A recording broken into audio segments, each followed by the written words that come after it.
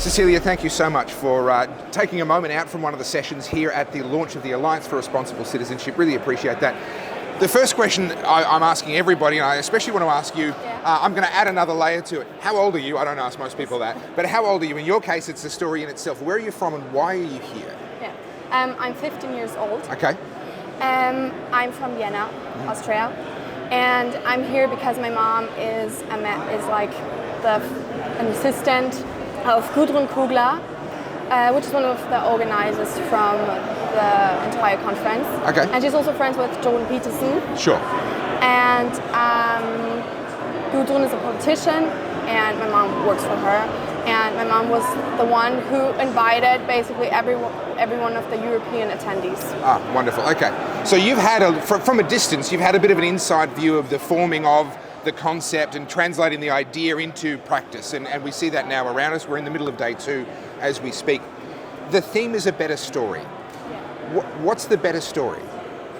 The better story is that we can work as a society better and together and not like in separated groups.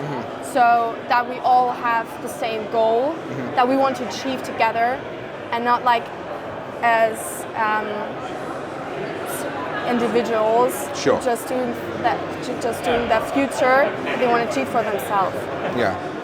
Why is a better story needed? What went wrong with our old story? I think with our old story, like when we look at past, we see that there were many wars, First, Second World War.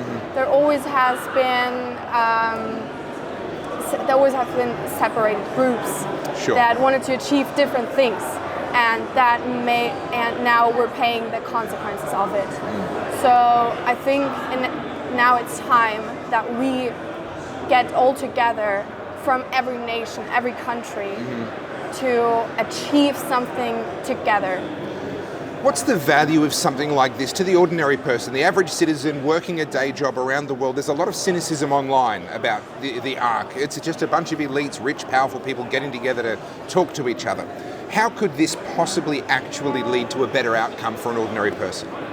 Yes, I think I'm also asking that myself. I think it's a fair question. Yes, I mean, as someone who's in school, I always experience wokeism in school, which affects me really hard. And also, as a Christian myself, for example, all the crosses in my school they took them away from every cross that hang on the wall in our classroom. They took it away. Yeah, right. And I think that's not fair because we have freedom. We have religious freedom. We have freedom of speak, and this does not go with our values and what we want. Yeah. And you believe that this could in some way, the ARC could in some way help with that? Yeah. I really think that ARC can help with that because like the concept of our ARC, and I really can see and feel that, is that there are people who really have the wish, the goal to help, to really achieve something, but not like with radicalism and fighting and like being super extreme in everything. No, it's like we really want to help each other. Yeah. So you've been listening to many of the speakers. It's an incredible lineup. For a first conference, it's a phenomenal lineup of speakers. What's been your favorite so far? What's been said that's really gotten you thinking the most? I forgot his name of the speaker. It's all right. But it's a speaker that was yesterday who spoke about the smartphone and mental health for children. Yeah. And as someone, was this Jonathan Haidt via video? Yes. Yeah. Yes. Yeah. Yeah. And as someone who is a children,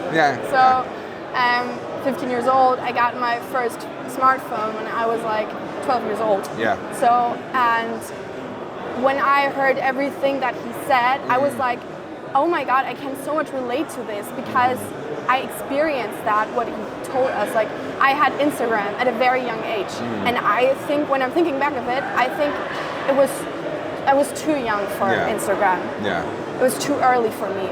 So I'm really And I wish my mom would have been more consequent with that, and told me like, don't have Instagram, it's not good for you. I didn't want to believe it, and but now I'm really happy that I realized that social media platforms, especially Instagram or TikTok, that everything is fake, nothing is real of that, and social media platforms such as TikTok and Instagram are one of the reasons that we have all the problems today, like especially like wokeism from the left. It is caused by TikTok, especially because there's so many influencers and TikTok content creators who tell young people in my age or even younger they can be like the opposite sex, which is absolutely crazy. And also they tell children really, really crazy, weird and wrong stuff. And I'm happy that I have realized that it is not real. Yeah. And for example, I have a very few of my classmates, they are very influenced by TikTok.